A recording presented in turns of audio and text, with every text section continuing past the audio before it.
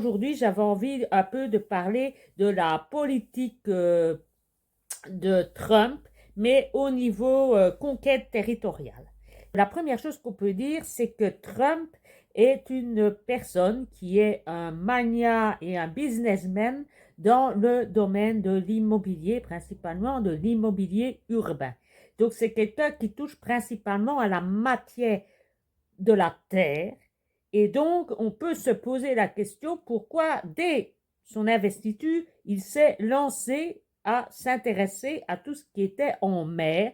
Et si vous vous souvenez, il a fait une allocution le 7 janvier 2025 où il parlait déjà du canal de Panama et de son contrôle dans son allocution décidément, que l'on appelle Mar-a-Lago.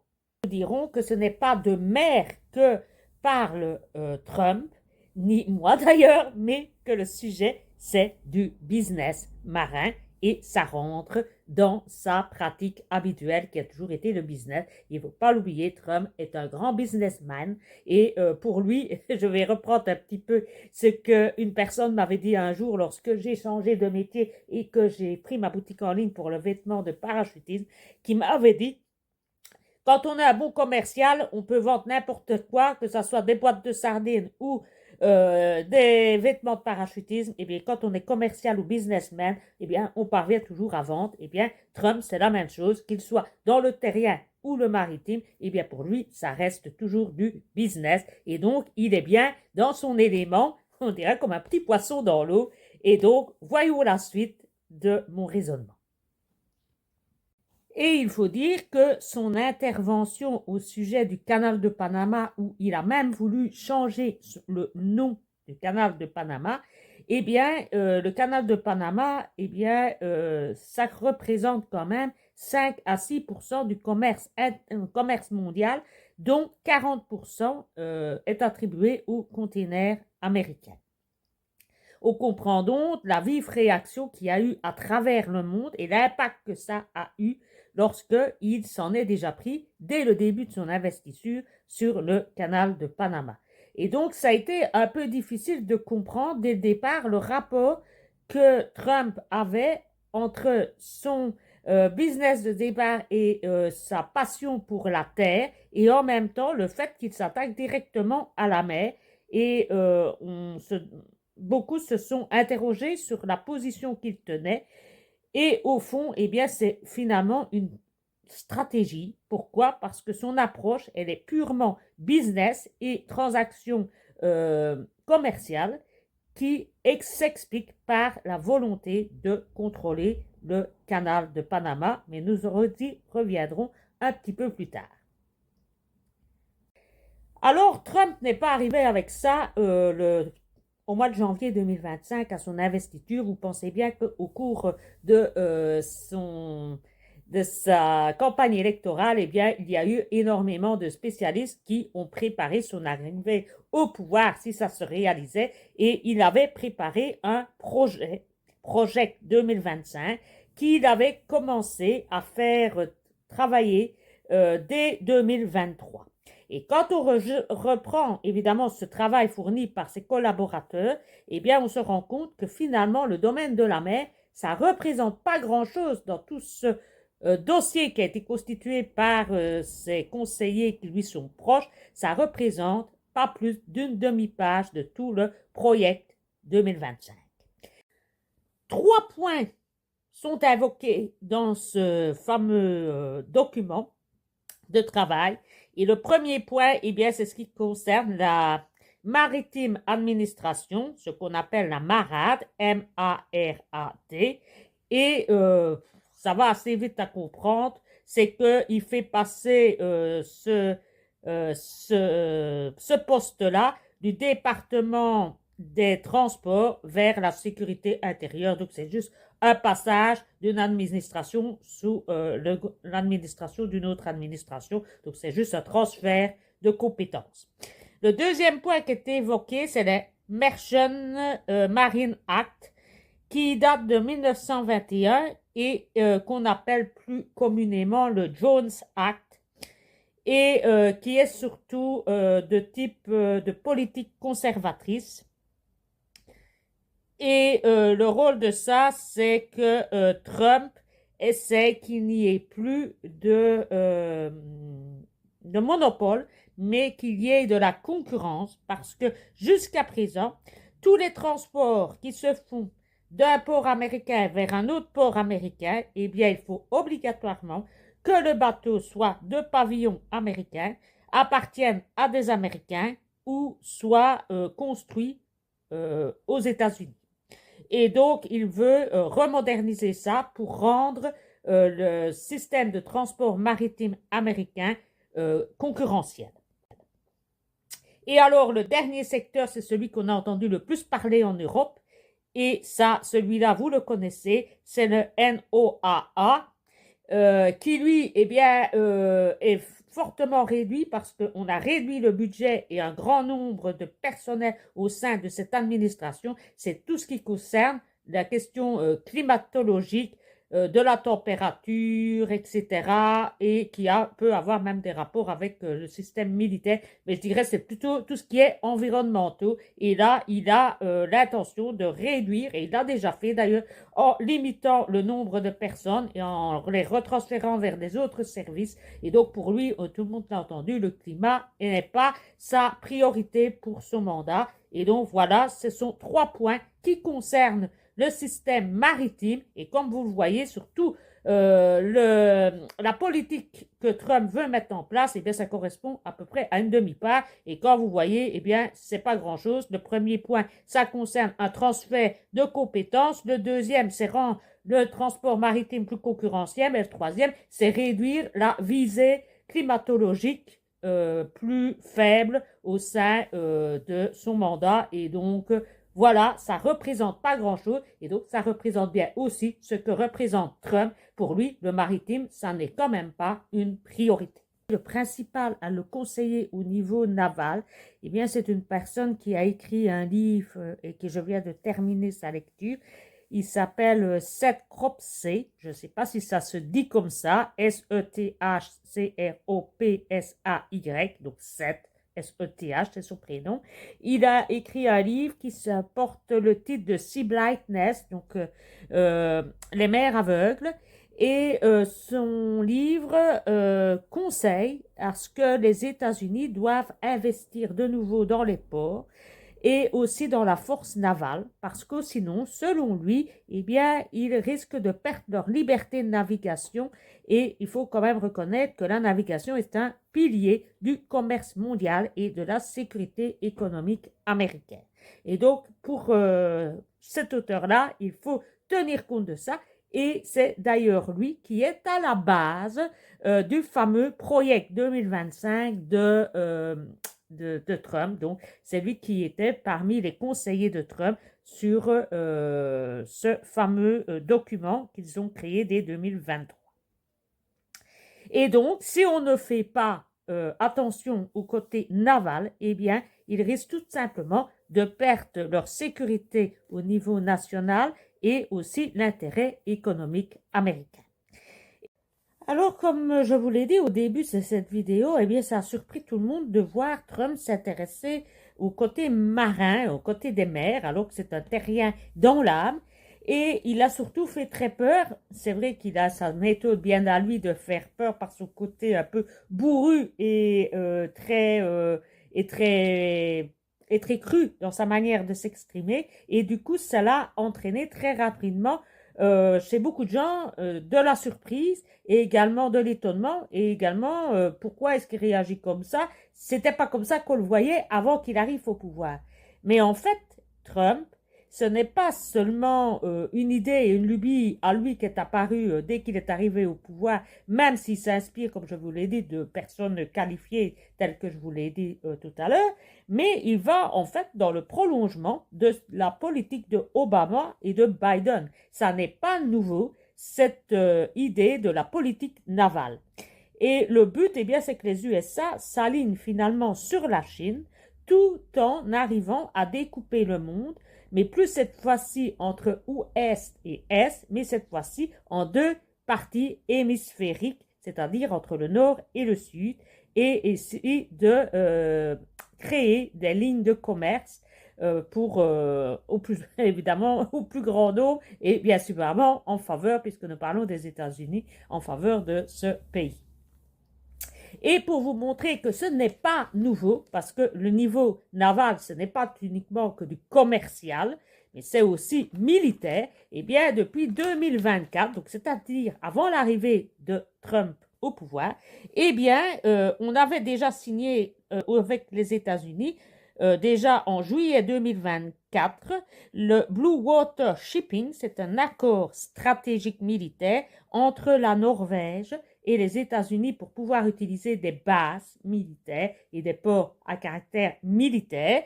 Ils ont également fait le même le 2 juillet 2024 avec la Finlande, puis ensuite avec la Suède.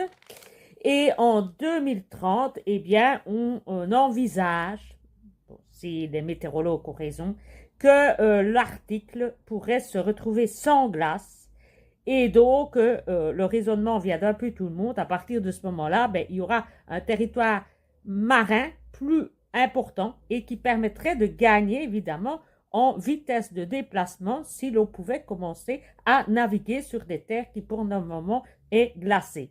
Ça intéresse tout particulièrement les Américains, mais aussi d'autres pays, mais c'est aussi un fameux raccourci. Et de quel raccourci, eh bien, que je parle? Eh bien, c'est notamment le raccourci de ne plus devoir passer par le Moyen-Orient. Et si vous me suivez, le Moyen-Orient, c'est le pétrole. Et comme on sait que le pétrole se raréfie de plus en plus, ben, le jour où il n'y aura plus de pétrole au Moyen-Orient, il n'y aura plus d'intérêt d'aller naviguer par là. Et donc, on prend déjà ses prévisions à long terme en prévoyant déjà des routes plus favorables et plus intéressantes. Surtout que en dessous de ces gros blocs de glace, eh bien, se trouve peut-être, enfin eux le disent qu'il y en a, des réserves naturelles de matières premières intéressantes à ramener à la surface et à faire des gisements. Et donc, l'intérêt économique et commercial et de transport sera plus intéressant dans le nord que vers le sud, le Moyen-Orient. Et donc, ben, tous les objectifs se tournent maintenant vers l'Arctique. Et c'est pour ça que Trump est intéressé par ce fameux Groenland, qui, pour ceux qui ne le savent pas, appartient au Danemark. Et le même raisonnement se tient avec le Canada, où il parle d'une extension du 51e État des États-Unis. Ben pourquoi? Parce que en passant par le Canada, eh bien évidemment, il remonte sur le Grand Nord également et il se retrouve rapidement sur le territoire nordique, et ce qui permet eh bien de contourner des routes et de créer de nouvelles routes maritimes du Nord, et tout ça en prévision du fameux 2030 que les météorologues prévoient comme la fonte de tout ce qui est dans l'Arctique dans le Nord, et donc la disparition de toutes les glaces et donc la possibilité d'ouvrir de nouvelles routes. Et donc chacun veut prendre un morceau du territoire maritime pour être dans les meilleures routes commerciales, les plus rapides, surtout pour les États-Unis. Donc, ce raisonnement se tient aussi bien pour le Canada que pour le Groenland, que le Panama. Et le Panama, petite histoire, mais je ne vais pas entrer dans le détail, les Américains revendiquent de plus en plus le canal de Panama pour une bonne et unique raison, que certains barrages et le canal est en train de s'assécher de plus en plus. Système climatique, on dit que Trump n'aime pas le climat, mais quand on voit, ben, il l'utilise quand même beaucoup dans son raisonnement, mais bon, passons. Eh bien, le Panama s'assèche de plus en plus, le canal s'assèche de plus en plus, et comme il y a une frontière entre les États-Unis et le Panama, eh bien, on voit de plus en plus la partie asséchée être du côté américain, et du coup, le territoire américain s'agrandit de plus en plus sur le canal du Panama, et donc ils revendiquent que ce canal leur appartient puisque leur partie s'agrandirait de manière plus importante par rapport à celle du Panama, puisque vu le réchauffement ou l'évaporation de l'eau, eh bien le territoire américain semble s'agrandir comparé au territoire panaméen, et d'où le fait que les États-Unis et Trump revendiquent maintenant que le canal leur appartiendrait plus à eux qu'au Panama. Et comme vous l'avez compris, eh bien, le fameux concurrent, eh bien, ce n'est pas la Russie, mais c'est de nouveau la Chine.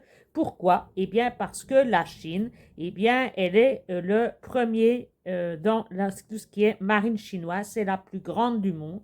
Et il en a d'ailleurs reparlé, Trump, le 4 mars 2025, dans un de ses discours. Et donc, pour lui, la principale menace, on l'a compris, c'est les Chinois. Quand vous voyez comment il réagit, la Russie l'importe peu. Pour lui, son principal point de mire actuellement, que ce soit au niveau naval d'ailleurs, ou au niveau commercial, au niveau industriel, ou même au niveau, je vais dire, militaire, Trump est plus tourné vers la Chine, on l'a tous compris, que vers la Russie. Mais enfin, ne nous écartons pas du sujet, puisque nous parlons de la mer aujourd'hui, mais en tout cas, c'est encore une fois la Chine qui est en point de mire comme concurrent, et qui est un concurrent qui est plus fort que les États-Unis au niveau naval. La Chine, mais qui est toujours poussée à l'arrière-train par la Russie, tout le monde sans doute, et que la Chine, elle a une autre vision du monde. C'est que les Américains ont plutôt une vision maintenant hémisphérique, je vous l'ai dit, et la Chine, elle a un concept du troisième pôle. Alors, pour les Chinois, eh bien, l'Himalaya est sur la même ligne que l'Arctique et l'Antarctique. Et pour leur conception et leur doctrine chinoise, eh bien, pour la Chine, eh bien, la Chine deviendrait le centre du monde. Je vous mets une carte qui représente ce que les Chinois ont comme doctrine et comme visée. Et pour eux, eh bien, elle se trouve au centre de tous les pôles. Et à savoir que les routes polaires, qu'elles soient arctiques ou antarctiques, eh bien, elles sont en majorité à appartenance russe et chinoise, et que les USA, ben, pour le moment, ils n'en font pas partie et ils essayent par tous les moyens de rattraper leur retard, quitte à conquérir de manière un peu grotesque, je vais dire comme ça, le Groenland et le Canada pour récupérer leur retard et venir se titiller à la Chine et à la Russie. Cette théorie se vaut, cette politique se vaut, mais elle repose sur un point, c'est de croire qu'il n'y aura plus de glace dans l'Arctique en 2030. Et si les climatologues qui s'appuient sur le réchauffement climatique se trompent, eh bien, dans ce cas-là, eh bien, ils auront investi dans des routes et à des conflits et à des modernisations qui vont coûter de l'argent, mais qui auront été appuyées sur des théories farfelues et non réalistes et réalisables. Donc, encore faut-il savoir si tout ce qu'ils nous disent va se produire en 2030. Est-ce réaliste? Est-ce réalisable? Est-ce atteignable? Et là, je ne sais pas si quelqu'un est capable de le dire, parce que personne n'a la maîtrise sur le temps, sur le climat. On a déjà vu des réchauffements climatiques dans les siècles et les années précédentes, et on a déjà vu des refroidissements avec la disparition de plein d'espèces. La Terre est ainsi faite et nous n'avons aucun contrôle sur la Terre, et je crois que même le plus grand des scientifiques n'est pas capable actuellement de dire si en 2030 il n'y aura plus de glace dans l'Arctique, oui ou non. Mais en attendant, eh bien les grandes puissances, y croient et font tout pour être les premiers à avoir leur part de marché sur les routes de la glace. Et donc, en conclusion, eh bien, l'on peut dire que le pouvoir maritime de Trump, eh bien, s'intègre très facilement dans sa fameuse politique de départ qu'il a intitulée l'American First. En visant le Groenland et le Panama, eh bien, il met en évidence ses ambitions et ses stratégies, et pour lui, il s'exprime cela en une phrase: le Panama est vital et le Groenland est une sécurité économique.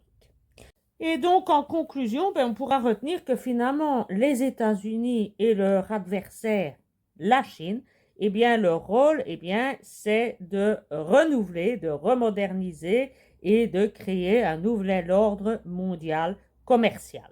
Et pour ça, ben, les Américains vont devoir bouger sur deux points essentiels. La législation qu'ils vont devoir remettre à jour avec des actions directes et en modernisant leur législation, ce qui est une des points d'attaque de Trump pour l'instant.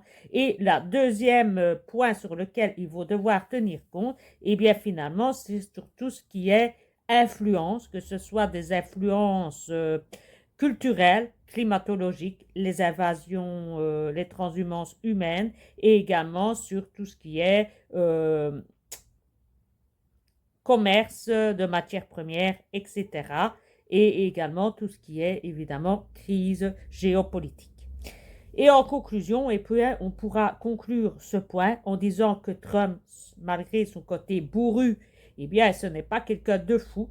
Sa politique est bien raisonnée et elle n'est pas nouvelle. C'est pas lui qui vient avec une nouvelle politique. Il ne fait que reprendre la politique d'Obama et de Biden et de poursuivre sur la lancée des précédents.